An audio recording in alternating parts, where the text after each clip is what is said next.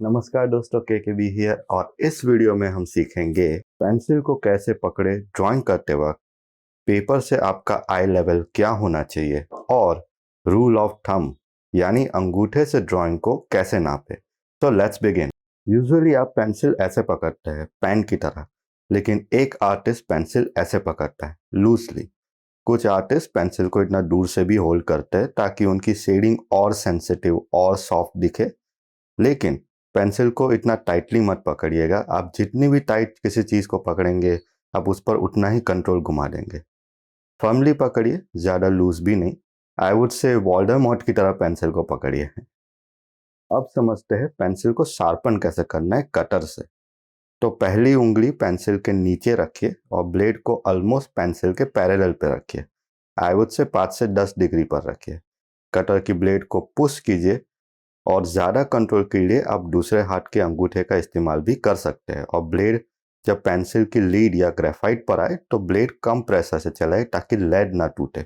और यही मोशन को रिपीट करते जाइए और आपकी पेंसिल शार्पन हो जाएगी।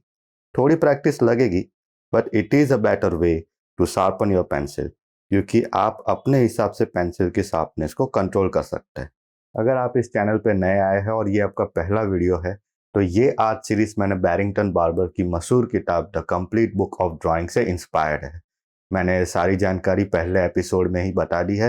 उन सब के लिंक्स मैं डिस्क्रिप्शन में दे दूंगा, तो उसे ज़रूर देखिए इस सीरीज को फॉलो करने के लिए। And meanwhile please like share subscribe इस चैनल को सपोर्ट करने के लिए। तो now let's get back to video. Barrington Barber कहते हैं कि जब आप ड्राइंग करें बेंच या टेबल पर बैठकर या नीचे बैठकर भी, आपकी पेंसिल आपके शोल्डर के लेवल पे होनी चाहिए और आप पूरे पेपर को देख सके। उनका ये भी कहना है कि बेस्ट तरीका ड्राइंग करने का खड़े होकर है, लेकिन उसके लिए आपको एक ईजल चाहिए। अगर आपके पास ईजल नहीं है तो आप दीवार पर भी मास्किंग टेप से पेपर लगाकर काम कर सकते हैं। लेकिन मैं कहूँगा कि आप अपने पेपर के नीचे न्यूज़पेपर ज़रूर लगाएं ताकि आपकी दीवारें गंदी ना हो। थोड़े डिस्टेंस से खड़े रहिए और बीच बीच में ड्राइंग को थोड़े दूर जाकर देखिए और कोई गलती हुई हो तो उसको करेक्ट कीजिए। बैरिंगटन बार्बर ये भी कहते हैं कि बिगिनर्स को पहले दिन से ही बड़े ड्राइंग्स करने चाहिए। इससे गलतियां इजीली पकड़ में आती है और उसे तुरंत सुधारा जा सकता है। इसलिए अगर आप स्टेशनरी स्टोर में जाके बड़ा सा पेपर का शीट ले सकते हैं, कोई भी सस्ता वाला शीट ले लीजिए। न्यूज़ प्रिंट का भी शीट आता है, कार्ट्रेज का भी शीट आता है, चार्ट पेपर भी आता है। जो भी आपके बजट में हो, ऐसे 10-20 शीट ले लीजिए, दीवार पे मास्किंग टेप से लगाइए और शुरू हो जाइए। अब आते हैं मुद्दे पे। आपने पेपर भी ले लिया, स्केचबुक लेके भी बैठ गए, अब शुरू कैसे करें। तो ड्राइंग की दुनिया में एक टेक्निक है जिसे कहते हैं रूल ऑफ थंब या थंब रूलर। आप जिस भी चीज़ का ड्राइंग करना चाहते हैं उसके सामने बैठ जाइए और अपना हाथ जिसमें पेंसिल है उसको सीधा करें और अंगूठे और पेंसिल की एज से मेजरमेंट लीजिए और उसे पेपर पर मार्क कर दीजिए। ध्यान रहे, जितनी भी बार आप मेजरमेंट ले, हाथ हमेशा सीधा रखें और आपका ड्राइंग काफ़ी एक्यूरेट बनेगा। बैरिंगटन सर का ये ओपिनियन है कि ये टेक्निक बिगिनर्स के उतने काम नहीं आएगी, क्योंकि उनके सारे शुरुआत के ड्राइंग्स बहुत छोटे बनेंगे। इस फेनोमेना को साइट साइज कहते हैं और बिगिनर्स को शुरू से ही बड़े ड्राइंग्स करने चाहिए। पर साइट साइज होता क्या है?